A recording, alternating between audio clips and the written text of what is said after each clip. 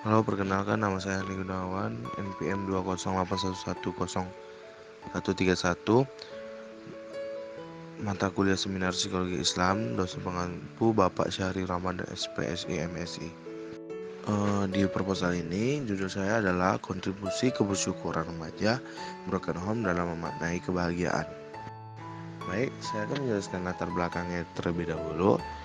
Remaja sendiri dapat diartikan sebagai masa transisi peralihan dari masa anak-anak hingga dewasa, yang mana hal tersebut dapat mempengaruhi segala aspek kehidupan remaja itu sendiri, sehingga hal tersebut menyebabkan terjadinya beberapa perubahan pada diri remaja, baik perubahan biologis, kognitif, maupun sosio-emosional remaja.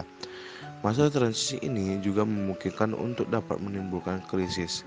Kebahagiaan merupakan dambaan bagi setiap manusia, termasuk remaja. Namun, perceraian orang tua dapat berdampak terhadap kebahagiaan dan kebersyukuran remaja terhadap hidupnya. Pada Monks DKK atau Muhammad Ali dan Muhammad Astori 2009 menyatakan bahwa remaja ada di antara anak dan orang dewasa. Bicara tentang remaja, remaja sendiri dapat diartikan sebagai masa transisi peralihan, seperti yang telah dijelaskan tadi, dari masa anak-anak hingga dewasa. Dan menurut Kartono 2010, keluarga memegang peranan penting dalam perkembangan anak karena keluarga merupakan kelompok sosial pertama dalam kehidupan manusia. Pada kasus keluarga yang broken home, anak sering menjadi korban. Kondisi ini akan sangat mempengaruhi pada tumbuh kembang anak dan dapat mempengaruhi proses pembentukan karakter dan kepribadiannya. Dengan rumusan masalah, banyaknya anak remaja yang menjadi korban dari perceraian kedua orang tuanya dan berdampak buruk pada beberapa individu. Namun, pada beberapa individu lainnya, mereka mampu memaknai kebahagiaan mereka dengan bersyukur atas apa yang terjadi dengan melihat sisi positif dari perceraian kedua orang tuanya tersebut. Dalam proposal ini, tujuan dan manfaatnya tentu saja ada, yaitu bertujuan untuk mengetahui dan mendiskusikan kontribusi kebersyukuran remaja broken home dalam memaknai kebahagiaan.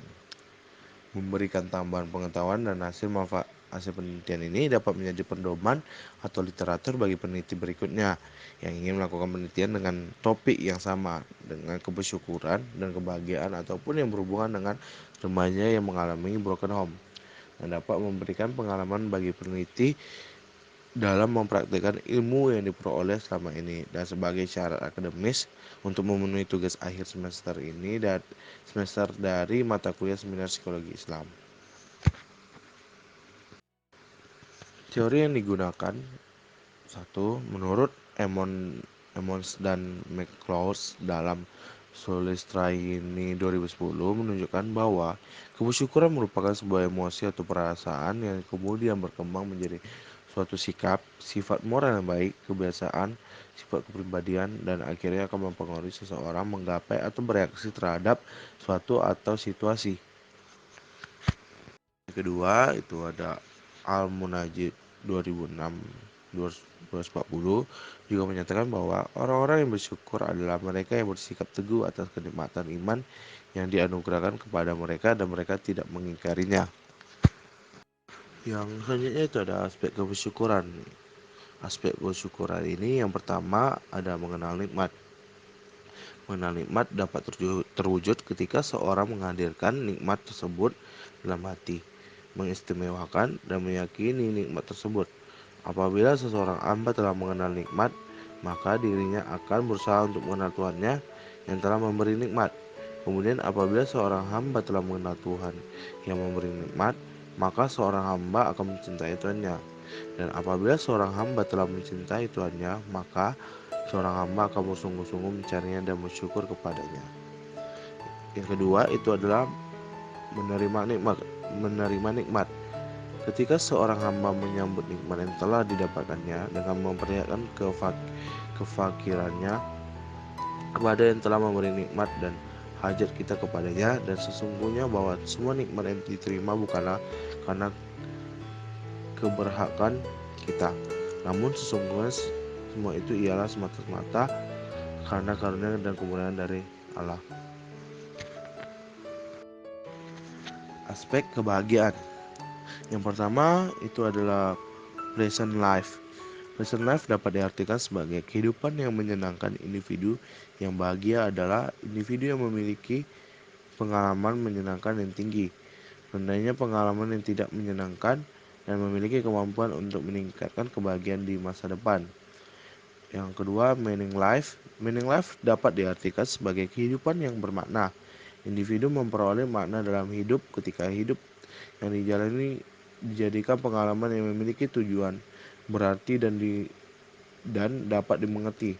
Hidup yang bermakna dapat diperoleh dengan terlibat secara aktif dan membangun hubungan positif dengan orang lain. Individu yang memiliki kebahagiaan tidak terfokus pada diri sendiri ketika melakukan setiap aktivitas, melainkan juga mementingkan kepentingan individu yang lain. Yang ketiga itu ada engaged life. Engaged life dapat diartikan sebagai keterlibatan diri.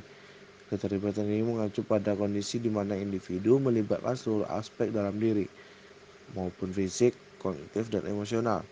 Untuk turut serta dalam aktivitas yang dilakukan, keterlibatan penuh tidak hanya dalam lingkup karir, tapi juga dalam aktivitas lain seperti hobi dan aktivitas bersama keluarga. Individu yang terlibat secara aktif dalam berbagai pekerjaan membuat individu lebih bahagia. Selanjutnya itu ada indikator kebahagiaan. Menurut Ibn Al-Qayyim, sesuai dengan yang dikemukakan oleh Rafi Uddin Abi Faris, seseorang dapat dikatakan bahagia jika mereka memiliki 3 indikator berikut, yaitu yang pertama itu ada cahaya hikmah. Cahaya hikmah adalah cahaya yang disusupkan Allah kepada hati setiap orang yang mengikuti para rasul. Dengan kata lain, cahaya hikmah merupakan ilmu yang dimiliki seseorang sehingga dapat membedakan antara hak dan batil, petunjuk dan kesehatan, mudarat dan manfaat yang baik dan juga buruk. Yang kedua itu ada buruk sangka terhadap diri sendiri.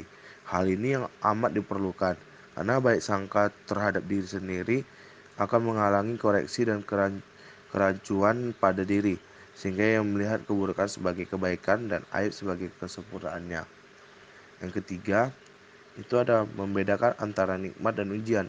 Artinya dapat membedakan antara nikmat yang dilihatnya sebagai kebaikan dan kasih sayang dari Allah, serta yang dapat membawanya kepada kenikmatan yang abadi, dan membedakan dengan nikmat yang hanya sekedar tipuan belaka. Penelitian ini menggunakan pendekatan jenis penelitian kualitatif deskriptif untuk melihat kontribusi kebersyukuran remaja broken home dalam memaknai kebahagiaan. Dan penelitian tentang kontribusi kebersyukuran remaja broken home dalam memaknai kebahagiaan berusaha mengungkapkan bagaimana kebersyukuran kontribusi pada remaja broken home dalam memaknai sebuah kebahagiaan dengan positif, walaupun ia berasal dari latar belakang dari keluarga yang broken. Karena yang menjadi subjek atau informan penelitian ini adalah anak remaja yang menjadi korban broken home. Adapun teknik pengumpulan data dalam penelitian ini ialah observasi, wawancara, dan dokumentasi. Baik, mungkin itu saja penjelasan dari saya tentang proposal saya. Jika ada salah kata mohon maaf. Terima kasih.